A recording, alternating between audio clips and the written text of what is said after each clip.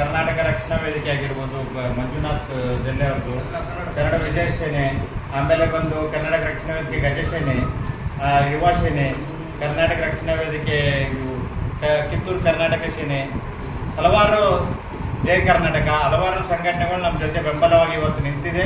ಅದೇ ರೀತಿ ಸೋಮವಾರ ದಿವಸ ನಾವು ವಾಟಾಳ್ ನಾಗರಾಜ್ ಅವರು, KR ಕುಮಾರ್ ಅವರು, ಶಿವರಾಮೇಗೌಡರು, ನಮ್ಮ ಎಲ್ಲ ಕನ್ನಡ ಪರ ಹೋರಾಟಗಾರರು, ಕನ್ನಡ ಪರ ರಾಜ್ಯಾಧ್ಯಕ್ಷರು ಬೆಂಗಳೂರಿಂದ ಬೆಳಗಾವಿ ಕಡೆ ಬರ್ತಾ ಇದ್ದಾರೆ. ಅದಕ್ಕೆ ವಿಶೇಷವಾಗಿ ಬೆಳಗಾವಿಯಲ್ಲಿ ಆಗುವಂಥ ಘಟನೆಗಳು ಇವಾಗ ನೋಡ್ತಾ ಇದ್ದಾರೆ. ಕಂಡಕ್ಟರ್ ಮೇಲೆ ಹಲ್ಲೆ ಆಗಿರ್ಬೋದು, ಕಳಸಾ ಬಂಧುಗೆ ಹೋರಾಟ ಆಗಿರ್ಬೋದು, ಹಲವಾರು ಪ್ರತಿಯೊಂದು ಇದರೊಳಗೆ ನಮಗೆ ನಮ್ಮ ಭಾಷೆಯನ್ನು ತುಳಿಯುವಂಥ ಕೆಲಸ ಮಾಡ್ತಾ ಇದ್ದಾರೆ. ಅದಕ್ಕೆ ಅವ್ರಿಗೊಂದು ಉತ್ತರವನ್ನು ಕೊಡಲಿಕ್ಕೆ ನಮ್ಮ ರಾಜ್ಯದಿಂದ ಎಲ್ಲ ನಮ್ಮ ನಾಯಕರು ಬರ್ತಾ ಇದ್ದಾರೆ. ಅದಕ್ಕೋಸ್ಕರ ನಮ್ಮ ಕನ್ನಡ ಸೇನೆಯಿಂದ ನಮ್ಮ ಪರವಾಗಿ ನಮ್ಮ ಎಲ್ಲರ ಒಕ್ಕೂಟದಿಂದ ನಾವು ಅವ್ರಿಗೆ ಬೆಂಬಲ ಕೊಡ್ತಾ ಇದ್ದೀವಿ ಅಂತ ಹೇಳ್ತಾ ಇದ್ದೀವಿ.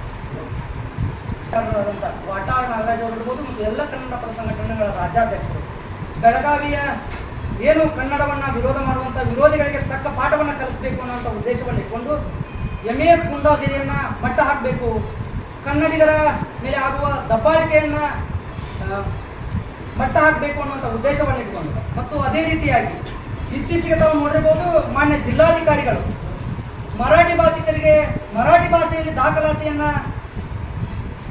ನೀಡಲು ನನ್ನ ಸಹಮತ ಇದೆ ಅನ್ನುವುದರ ವಿರುದ್ಧ ಇವತ್ತು ಎಲ್ಲ ಕನ್ನಡ ಸಂಘಟನೆಗಳು ಯಾವುದೇ ಕಾರಣಕ್ಕೂ ಕೂಡ ಕರ್ನಾಟಕದಲ್ಲಿ ಕನ್ನಡಿಗನೇ ಸಾರ್ವಭೌಮ, ಯಾವುದೇ ಕಾರಣಕ್ಕೂ ಕೂಡ ಅನ್ಯ ಭಾಷೆಯಲ್ಲಿ ಪತ್ರವನ್ನು ಕೊಡುವುದಕ್ಕೆ ನಾವ್ಯಾರು ಬಿಡುವುದಿಲ್ಲ ಅನ್ನುವಂಥ ಒಂದು ಉದ್ದೇಶವನ್ನು ಇಟ್ಕೊಂಡು ಇವತ್ತು ಎಲ್ಲ ಕನ್ನಡ ಪರ ಸಂಘಟನೆಗಳ ನಾಯಕರುಗಳು MES ಅನ್ನು ಬ್ಯಾನ್ ಮಾಡಬೇಕು, ಶಿವಸೇನೆಯನ್ನು ಬ್ಯಾನ್ ಮಾಡಬೇಕು ಮತ್ತು ಮೊನ್ನೆ ನಮ್ಮ ಕಂಡಕ್ಟರ್ ಅವರ ಮೇಲೆ ಹಲ್ಲೆ ಮಾಡಿರ್ತಕ್ಕಂತಹ ನಾಡದ್ರೋಹಿಗಳನ್ನು ಗುಂಡಾ ಕೇಸಿನಲ್ಲಿ ಈಗ ಬರೀ ಬಂಧನ ಮಾಡಿದರೆ ಬುದ್ಧಿ ಬರುವಂಥದ್ದಲ್ಲ, ಅವರನ್ನು ಗುಂಡಾ ಕೇಸಿನಲ್ಲಿ ದಾಖಲು ಮಾಡಿ ಬೆಳಗಾವಿ ಗಡಿ ಭಾಗದಿಂದ ಅವರನ್ನು ಗಡಿಪಾರು ಮಾಡಬೇಕನ್ನುವಂಥ ಉದ್ದೇಶ. ಮತ್ತು ಈ ಹೋರಾಟ ಯಾವುದೇ ಜಾತಿ ಪಕ್ಷ ಯಾವುದೇ ವ್ಯಕ್ತಿಯ ವಿರುದ್ಧ ಅಲ್ಲ, ಇದು ನಮ್ಮ ಕನ್ನಡಿಗರನ್ನ ಗಟ್ಟಿಗೊಳಿಸಬೇಕು, ಕನ್ನಡಿಗರನ್ನ ಒಂದುಗೂಡಿಸಬೇಕು ಅನ್ನುವಂಥ ಒಂದು ಒಳ್ಳೆಯ ಉದ್ದೇಶವನ್ನು ಇಟ್ಕೊಂಡು ಇವತ್ತು ಯಾರು ಕೂಡ ಭಯಪಡಬೇಕಾಗಿದ್ದಿಲ್ಲ. ಈಗಾಗಲೇ ಬಹಳಷ್ಟು ಸರಿಯಾದ ವಿಚಾರದಲ್ಲಿ ನಮ್ಮ ಹಿರಿಯ ಹೋರಾಟಗಾರರ ವಿವರಣೆ ನೀಡಿದ್ದಾರೆ. ಯಾರಿಗೂ ಕೂಡ ಸಾರ್ವಜನಿಕರಿಗೆ ತೊಂದರೆಯನ್ನು ಮಾಡದೆ ಸರಳ ರೀತಿಯಾಗಿ ಯಾವ ವ್ಯಕ್ತಿಗೆ ನಮ್ಮ ಹೋರಾಟದ ಒಂದು ಶಕ್ತಿ ಪ್ರದರ್ಶನ ಆಗಬೇಕು ಆ ಕೆಲಸವನ್ನು ಮಾತ್ರ ನಾವು ಕಾನೂನಿನ ಚೌಕಟ್ಟಿನಲ್ಲಿ ಮಾಡುವುದಕ್ಕೆ ಸಿದ್ಧರಿದ್ದೇವೆ ಅನ್ನುವಂಥ ಮಾತನ್ನು ಹೇಳಿದ್ದಾರೆ. ಯಾವುದೇ ಕಾರಣಕ್ಕೂ ಕೂಡ ಬೆಳಗಾವಿಯ ರಾಜಕಾರಣಿಗಳಿಗೂ ಕೂಡ ಇದೊಂದು ಪಾಠ. ಏನು ಎಲ್ಲ ಕನ್ನಡ ಪರ ಸಂಘಟನೆಗಳ ರಾಜ್ಯಾಧ್ಯಕ್ಷರು ಬೆಳಗಾವಿಗೆ ಬರುವಂತಹದ್ದು ಎಲ್ಲ ರಾಜಕಾರಣಿಗಳಿಗೆ ಬುದ್ಧಿ ಕಲಿಸುವಂಥ ವಿಚಾರವನ್ನು ಇಟ್ಕೊಂಡು ಯಾವುದೇ ಕನ್ನಡ ಪರದ ವಿಚಾರದಲ್ಲಿ 2 ಜನ ಸಚಿವರಿದ್ದಾರೆ, ಶಹರದ 3 ಜನ ಶಾಸಕರಿದ್ದಾರೆ. ಬೆಳಗಾವಿಯ ಭಾಗದಲ್ಲಿ 17 ಜನ ಶಾಸಕರಿದ್ದರೂ ಕೂಡ 2 ಜನ MP ಕೂಡ ಕನ್ನಡದ ವಿಚಾರ ಅಂತ ಬಂದಾಗ ತುಟಿ ಪಿಟ್ ಅನ್ನೋದಿಲ್ಲ. ಇನ್ನು ಮುಂದೆ ಆದರೂ ಕೂಡ ದಯವಿಟ್ಟು ಎಲ್ಲ ರಾಜಕಾರಣಿಗಳು ಕನ್ನಡ ವಿಚಾರ ಬಂದಾಗ ಧ್ವನಿ ಎತ್ತಬೇಕು. ತಾವೇನಾದರೂ ಧ್ವನಿ ಎತ್ತದೇ ಹೋದರೆ ನಾವು ಪ್ರತಿ ಬಾರಿ ನಿಮಗೆ ಬುದ್ಧಿ ಕಲಿಸುವಂಥ ಕೆಲಸವನ್ನು ಮಾಡಬೇಕಾಗುತ್ತದೆ ಅನ್ನುವಂಥ ಎಚ್ಚರಿಕೆಯನ್ನು ಕೊಡ್ತಾ ಇದ್ದೀವಿ. ಈ ಬಾರಿ ಎಲ್ಲ ರಾಜ್ಯಾಧ್ಯಕ್ಷರ ಸಮ್ಮುಖದಲ್ಲಿ ಬರುವಂಥ ಚುನಾವಣೆಯಲ್ಲಿ ಎಲ್ಲ ಶಾಸಕರಿಗೂ ಎಲ್ಲ ಸಚಿವರಿಗೂ ಕೂಡ ಸರಿಯಾದ ಬುದ್ಧಿಯನ್ನು ಕಲಿಸುವಂಥ ಕೆಲಸವನ್ನು ನಾವು ಮಾಡಬೇಕಾಗ್ತದೆ. ದಯವಿಟ್ಟು ಎಲ್ಲ ರಾಜಕಾರಣಿಗಳಲ್ಲಿ ಮನವಿಯನ್ನು ಮಾಡ್ತಾ ಇದ್ದೇವೆ. ಜಾತಿ ಧರ್ಮ ಮತ್ತೊಂದು ಬಂದಾಗ ಮೂಗು ತೋರಿಸ್ಕೊಂಡು ಮುಂದುವರುವಂಥ ನಾಲಾಯಕ ರಾಜಕಾರಣಿಗಳು ದಯವಿಟ್ಟು ಕನ್ನಡದ ವಿಚಾರ ಬಂದಾಗ ಕನ್ನಡಿಗರ ಮೇಲೆ ಹಲ್ಲೆ ಆದಾಗ ಕನ್ನಡದ ಹಾಡುಗಳನ್ನು ಹಾಕಿದಾಗ ದಬ್ಬಾಳಿಕೆ ಮಾಡುವಂಥ ರೌಡಿಗಳನ್ನು ಮಟ್ಟ ಹಾಕುವಂಥ ಕೆಲಸವನ್ನು ಮಾನ್ಯ ಇಲ್ಲಿಯ ನಮ್ಮ ಪೊಲೀಸ್ ಇಲಾಖೆ ಕೂಡ ಮಾಡಬೇಕು. ಮಾನ್ಯ ಜಿಲ್ಲಾಧಿಕಾರಿಗಳು ಕೂಡ ಅವರ ವಿಫಲತೆ ಎತ್ತಿ ತೋರ್ತಾ ಇದೆ. ನವೆಂಬರ್ 1ರಂದು ಕರಾಳ ದಿನಾಚರಣೆಯನ್ನು ಮಾಡುವುದಕ್ಕೆ ಮಾನ್ಯ ಜಿಲ್ಲಾಧಿಕಾರಿಗಳು ಯಾವುದೇ ಥರದ ಪರವಾನಗಿಯನ್ನು ನೀಡುವುದಿಲ್ಲ ಅಂಥೇಳಿ ಮಾನ್ಯ ಜಿಲ್ಲಾಧಿಕಾರಿಗಳು ಕೊಟ್ಟರು. ಮತ್ತು ಇಲ್ಲಿಯ ಕಮಿಷನರ್ ಕೂಡ ಹೇಳಿದರು, ನಾವು ಯಾವುದೇ ಕಾರಣಕ್ಕೂ ಕೂಡ MESಗೆ ಕರಾಳ ದಿನಾಚರಣೆಯನ್ನು ಮಾಡುವುದಕ್ಕೆ ಬಿಡುವುದಿಲ್ಲ ಅಂತೇಳಿ.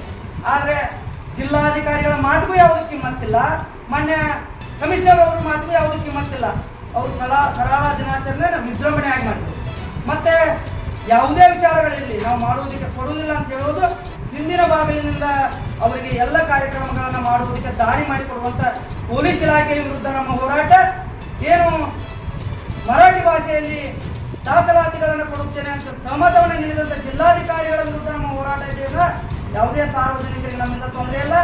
ರಾಜಕಾರಣಿಗಳ ಬುದ್ಧಿ ಕಳ್ಕೋಬೇಕು. ಮಾನ್ಯ ಜಿಲ್ಲಾಧಿಕಾರಿಗಳು ತತ್ಕ್ಷಣ ತಮ್ಮ ಹೇಳಿಕೆಯನ್ನು ಹಿಂಪಡಿಬೇಕು.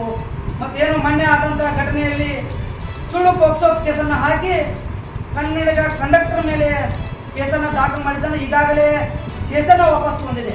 ಆದರೆ ತಪ್ಪು ಮಾಡಿದ ವ್ಯಕ್ತಿ ವಸ್ತುವನ್ನು ವಾಪಸ್ ಕೊಟ್ಟರೆ ಅವನ ಮೇಲೆ ಕೇಸ್ ಹಾಕಿ ಬಿಡುವಂಥದ್ದಲ್ಲ. ಏನು ಇವತ್ತು ಕಲ್ಯಾಣ್ ಸಿಟಿ ಅನ್ನುವಂಥ ಪೊಲೀಸ್ ಅಧಿಕಾರಿಗಳು ಅವರನ್ನು ಬರೇ ಸ್ಥಳಾಂತರ ಮಾಡಿದರೆ ನಡೆಯುವುದಿಲ್ಲ, ತತ್ಕ್ಷಣವೇ ಅವರನ್ನು ಸಸ್ಪೆಂಡ್ ಮಾಡುವಂಥ ಕೆಲಸವನ್ನು ಮಾಡಬೇಕು.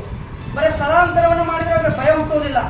ಕನ್ನಡಿಗರ ಮೇಲೆ ಯಾವ ವ್ಯಕ್ತಿ ಕೂಡ ಎಂಥ ರಾಜಕಾರಣಿಗಳ ಒತ್ತಡ ಬಂದರೂ ಕೂಡ ಹಿಂಜರಿಯದೆ ಕಾನೂನಿನ ಚೌಕಟ್ಟಿನಲ್ಲಿ ಕ್ರಮ ತೆಗೆದುಕೊಳ್ಬೇಕು.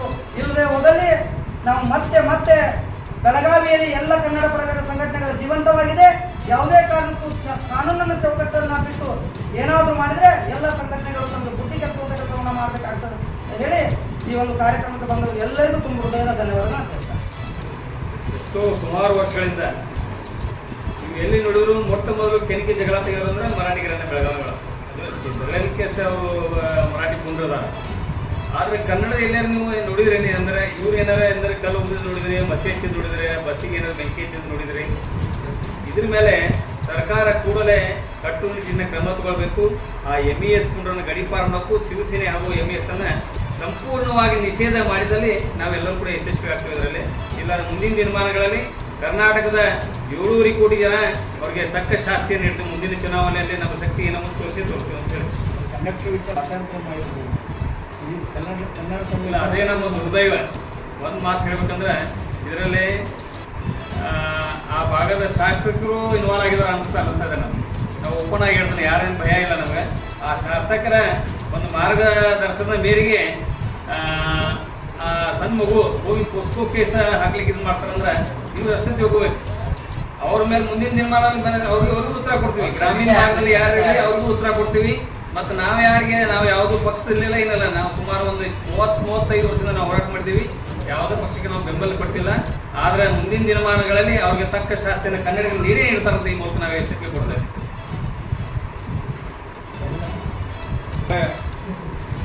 ಬೆಳಗಾವಿಯ ಗಂಡ ಮಿತ್ರರನ್ನೆಲ್ಲ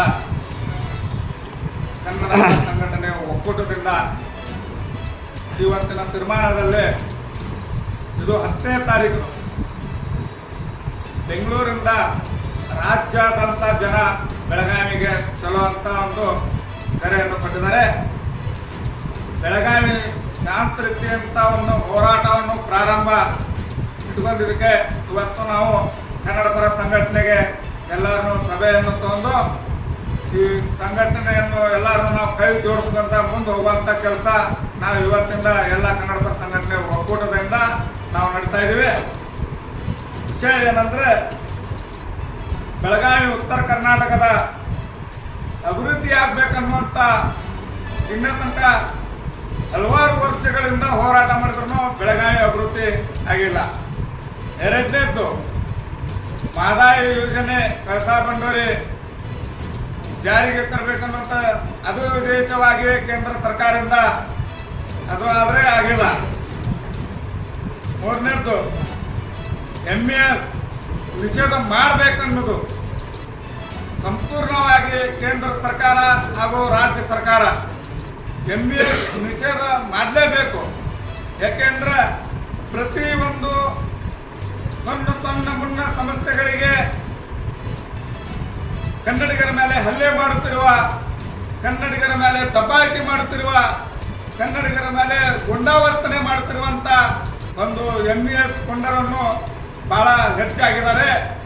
ಅವರಿಗೆ ನಾವು ಸಾಕಷ್ಟು ಬಾರಿ ಎಲ್ಲ ಕನ್ನಡ ಪರ ಸಂಘಟನೆ ತಕ್ಕ ಪಾಠವನ್ನು ನಾವು ಕಲಿಸ್ಕೊಂಡು ಬಂದಿದ್ದೇವೆ. ನೀವು ಬಾಲ ಬಿಚ್ಚಿದ್ರೆ ನಿಮಗೆ ಬಾಲ ಕೊಡುವಂತ ನಾವೆಲ್ಲ ಕನ್ನಡ ಪರ ಸಂಘಟನೆಯವರು ಮಾಡ್ತೇವೆ ಅಂತೇಳಿ ಇನ್ನಾದ್ರೂ ಕೂಡ ಬಾಲ ಗಟ್ಟ ಕಟ್ಕೊಂಡು ಕುಂದ್ರಂತ ಅವರಿಗೆ ಪರಿಸ್ಥಿತಿ ಇಲ್ಲ. ಎಲ್ಲಿ ಹೋದಲ್ಲಿ ಮೊದಲನೇದಾಗಿ ಅದು ನಮ್ಮ ಕರ್ನಾಟಕ ರಾಜ್ಯ ಸಂಚಾರಿ ಸಾರಿಗೆ ಇಲಾಖೆಯನ್ನು ಬಸ್ಸನ್ನು ಮಹಾರಾಷ್ಟ್ರದಲ್ಲಿ ಹೋಗ್ತಾ ಉಂಟು, ಅದಕ್ಕೆ ಮಚ್ಚಿ ಬಿಡುವಂತ ಕೆಲಸ ಮಾಡ್ತಾರ, ಡ್ರೈವರ್ಗೆ ಮಚ್ಚಿ ಬಿಡುವಂತ ಕೆಲಸ ಮಾಡ್ತಾರ. ಆ ಬಸ್ ಮೇಲೆ ಎಲ್ಲ ಬಣ್ಣ ಹಚ್ಚಿ ಹಾಳು ಮಾಡಿ ಕಳಿಸ್ತಾರ. ಆ ರೀತಿ ನಾವು ಇನ್ನಾದ್ರೂ ಬೆಳಗಾವಿ ಕನ್ನಡ ಪರ ಸಂಘಟನೆ ಒಕ್ಕೂಟದಿಂದ ಯಾರು ಮಾಡಿಲ್ಲ.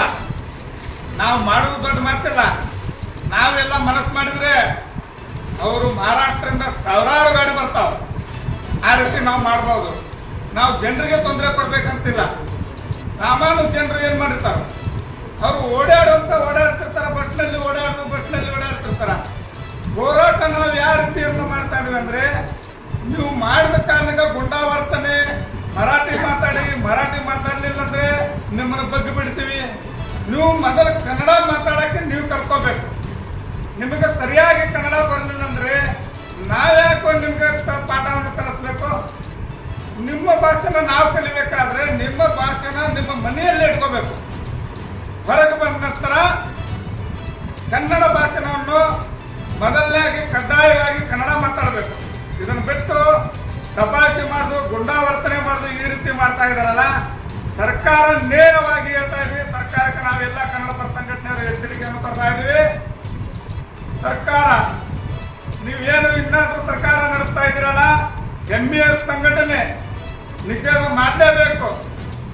ಶಿವಸೇನೆ ಪುಂಡರನ್ನು ಗಡಿಪಾರು ಮಾಡಬೇಕು. ಇಲ್ಲವಾದರೆ ಬೆಳಗಾವಿ ಕನ್ನಡ ಪರ ಸಂಘಟನೆ ಒಕ್ಕೂಟದಿಂದ ಸಾವಿರಾರು ಜನ ಸೇರಿ ನಾವು ಇದನ್ನ ಮುಂದಿನ ತೀರ್ಮಾನದಲ್ಲಿ ಇವ್ರನ್ನ ಬಗ್ಗೆ ಪಡೆಯುವಂತ ಕೆಲಸ ನಾವು ಮಾಡಬೇಕಾಗ್ತಿದೆ. ಯಾಕಂದ್ರೆ ಇದು ಸರ್ಕಾರ ಬಂದ ನಂತರ ತಾವಾಗಿ ಹೇಳಿದ್ರಿ ನೀವು, ನಾವು ಸರ್ಕಾರಕ್ಕೆ ಬಂದ ನಂತರ ಅಧಿಕಾರಕ್ಕೆ ಬಂದ್ರು 4 ದಿನದಲ್ಲಿ MES ಸಂಘಟನೆ ನಿಷೇಧ ಮಾಡ್ತೇವೆ, ಶಿವಸೇನೆ ಸಂಘಟನೆಯವರು ಗಡಿಪಾರು ಮಾಡ್ತೇವೆ ಅಂತೇಳಿ ಸರ್ಕಾರಕ್ಕೆ ಮೊದಲನೇದಾಗಿ ನಾಚಿಕೆ ಬರಬೇಕು. ನೀವು ಈ ರೀತಿ ನೀವು ಮಾತಾಡಿ ಸವಲತ್ತನ್ನು ಕೊಟ್ಟಿದ್ರಲ್ಲ, ನಿಮ್ಗಿಂತ ಮತ್ತು ಹೆಚ್ಚು ಮಾಡ್ತಾ ಇದ್ರಿ. ನಿಮ್ಮ ವಿರೋಧವಾಗಿ ಮಾನವನ ಮಾಡ್ತಾ ಇದ್ರು ಅವರು. ಅದಕ್ಕಾಗಿನೂ ಗಪ್ ಕುಂದಿರ್ತೀರಿ. ಅದಕ್ಕೂ ಪ್ರತಿಯೊಂದಕ್ಕೂ ನಾವು ನಿಂದಿರಬೇಕಂತಿಲ್ಲ. ಬೆಳಗಾವಿ ಗಡಿ ವಿಚಾರ ಬಂದಾಗ ಎಲ್ಲ ರಾಜಕಾರಣಿ ಒಂದಾಗಿ ನೀವು ನಮ್ಮ ಜೊತೆ ಹೋರಾಟಗಳನ್ನು ಆಗ್ಬೇಕಾಗಿದೆ. ಯಾವ ರಾಜಕಾರಣಿಗಳು ಬಾಯಿ ಬಿಡ್ತಾ ಇಲ್ಲ. ಈಗ ಮೊನ್ನೆ ನಡೆದಂತ ಹಲ್ಲೆ ಕಂಡಕ್ಟರ್ ಮೇಲೆ ಬಾಳೆಕುಂದ್ರಿ ಗ್ರಾಮದಲ್ಲಿ ಹಲ್ಲೆ ಆಗಿದ್ದಕ್ಕ ಹಲ್ಲೆ ಅದೇ ಭಾಗದಲ್ಲಿ ಶಾಸಕರಾಗಿರ್ಬೋದು ಲಕ್ಷ್ಮೀ ಹೆಬ್ಬಾಳ್ಕರ್ ಅವರು ತಮ್ಮ ಕಾರ್ಯಕ್ರಮವನ್ನು ನಾವು ಹಿಂದೆ ಬ್ಯಾನರ್ ನೋಡಿದ್ರೆ ದೊಡ್ಡ ಮರಾಠಿಯನ್ನು ಬ್ಯಾನರ್ ಹಾಕೊಂಡು ಆ ಕಾರ್ಯಕ್ರಮಕ್ಕೆ ಭಾಗವಹಿಸಿಕೊಂಡು ಆ ಕಾರ್ಯಕ್ರಮವನ್ನು ನಾವು ಮಾಡ್ತಾ ಇದ್ರಿ. ಯಾಕೆ ನಿಮಗೆ ಕನ್ನಡಿಗರ ಬೇಕಾಗಿಲ್ವಾ? ಕನ್ನಡಿಗರ ಓಟ್ ಬೇಕಾಗಿಲ್ಲ? ಮರಾಠಿ ಓಟಿಗೆ ಎತ್ತರ ಈ ರೀತಿ ನೀವು ಕನ್ನಡಿಗರಿಗೆ ಅವಮಾನ ಮಾಡ್ತಾ ಇದ್ರಿ. ಕನ್ನಡಿಗರ ಮನಸ್ಸಿಗೆ ನೀವು ನೋವು ಮಾಡ್ತಾ ಇದ್ರಿ. ನೀವು ಮುಂದಿನ ತೀರ್ಮಾನದಲ್ಲಿ ಏನಾದರೂ ನೀವು ಓಟ್ ಬೇಡಕ್ಕೆ ಬಂದ್ರೆ ಎಲ್ಲ ಕನ್ನಡ ಪರ ಸಂಘಟನೆ ಅದು ಕನ್ನಡಿಗರು ನಿಮ್ಮನ್ನ ತಕ್ಕ ಪಾಠವನ್ನು ಕಲಿಸ್ಬೇಕಾಗ್ತದೆ ಅಂತ ನಾವೇನೋ ಎಚ್ಚರಿಕೆಯನ್ನು ಕೊಡ್ತಾ ಇದ್ವಿ. ಏನಾದ್ರೂ ಒಂದು 4 ದಿನದಲ್ಲಿ ರಾಜಕಾರಣಿಗಳು ನೀವು ನಮ್ಮ ಜೊತೆ ಬಂದು ನಿಂತ್ಕೊಂಡು ಹೋರಾಟಕ್ಕೆ ಭಾಗಿಯಾದ್ರೆ ನಿಮ್ಮನ್ನ ಮುಂದಿನ ತೀರ್ಮಾನದಲ್ಲಿ ನಾವೇನ್ ಮಾಡ್ಬೇಕನ್ನೋದು ಆ ರೀತಿ ನಾವು ಮಾಡ್ತೇವೆ. ಈ ಹೋರಾಟಕ್ಕೆ ನೀವು ಯಾರು ರಾಜಕಾರಣಿಯವರು ಬಾಯಿ ಬಿಡ್ಲಿಲ್ಲ, ಮಾತಾಡ್ಲಿಲ್ಲ ಅಂದ್ರ ನಿಮ್ಮ ಎಲ್ಲ ರಾಜಕಾರಣಿಗಳಿಗೆ ನಿಮ್ಮ ತಕ್ಕ ಪಾಠವನ್ನು ಕಲಿಸ್ಕೊಡ್ಬೇಕಂದ್ರೆ ಎಲ್ಲ ಕನ್ನಡ ಪರ ಸಂಘಟನೆಯಿಂದ ನಾವು ಕಲಿಸ್ತಾ ಇದ್ದೀವಿ. ಬೆಳಗಾವಿ ಜಿಲ್ಲಾಧಿಕಾರಿಯವರಾಗಿರ್ಬೋದು ಬಹಳ ಪ್ರೀತಿಯಿಂದ ನಮ್ಗ ಕನ್ನಡ ಬಗ್ಗೆ ಅಭಿಮಾನ ಇದ್ದಂತ ಆ ರೀತಿಯನ್ನು ಮಾತಾಡ್ತಿದ್ರು. ಇವತ್ತು ನಾವು ಜಿಲ್ಲಾಧಿಕಾರಿಗಳಿಗೇನು ನಾವು ನೋಡಿದ್ವಿ, ಮರಾಠಿ ಪತ್ರಕವನ್ನು ತಮ್ಮ ಭಾಷೆನ ಒಳಗೆ ನಾವು ಮರಾಠಿ ಪತ್ರವನ್ನು ಕೊಡಬಹುದು ಅಂತ ಹೇಳ್ತಾ ಇದ್ದಾರೆ. ನೀವು ಮಹಾರಾಷ್ಟ್ರ ರಾಜ್ಯದಲ್ಲಿ ಕೆಲಸ ಮಾಡ್ತಾ ಇಲ್ಲ, ಕರ್ನಾಟಕ ರಾಜ್ಯದಲ್ಲಿ ಕೆಲಸ ಮಾಡುವುದು. ಕನ್ನಡ ಬಿಟ್ಟರೆ ಬೇರೆ ಯಾವುದು ಪತ್ರಿಕೆಯನ್ನು ಕೊಡುವಂತ ಅಲೌಟ್ ಮಾಡಬಾರ್ದು. ಯಾಕೆ ನಿಮ್ಗೆ ಸರ್ಕಾರದಿಂದ ದುಡ್ಡು ಬರ್ತಾ ಇಲ್ಲ, ಏನ್ ನೀವು ದುಡ್ಡಿದ್ರೆ ದುಡ್ಡು ಬರ್ತಾ ಇಲ್ಲ ನಿಮ್ಗೆ. ನಮ್ಮಂತ ಜನಸಾಮಾನ್ಯರನ್ನು ದುಡ್ಡು ತಗೊಂಡು ನಾವು ನಿಮ್ಮಂತರ ಪಗಾರ ಕೊಟ್ಟು ನಾವು ಇಡ್ತಾ ಇದೀವಿ ಇಲ್ಲೇ. ನಮ್ಮನ್ನಂತ ಪಗಾರ ತಗೊಂಡು ನೀವು ನಮ್ಮೆಲ್ಲ ದಬ್ಬಾಳಿಕೆ ಮಾಡುವಂತ ಬೆಳಗಾವಿ ಜಿಲ್ಲಾಧಿಕಾರಿ ಅವರು ಕೆಲಸ ಮಾಡ್ತಾ ಇದ್ರಲ್ಲ, ಸಂಪೂರ್ಣವಾಗಿ ಬೆಳಗಾವಿ ಎಷ್ಟು ಅಧಿಕಾರಿಗಳು ಅವರ ಡಿಪಾರ್ಟ್ಮೆಂಟ್ಗಳು ಹಿಡ್ಕೊಂಡು ವರ್ಗಾವಣೆ ಆಗ್ಬೇಕನ್ನುವಂತ ಸಂಪೂರ್ಣವಾಗಿ ಅಟಲ್ ನಾಗರಾಜ್ ಸಾಹೇಬರು ಅದೇ ರೀತಿ ಮಾತಾಡಿದರು.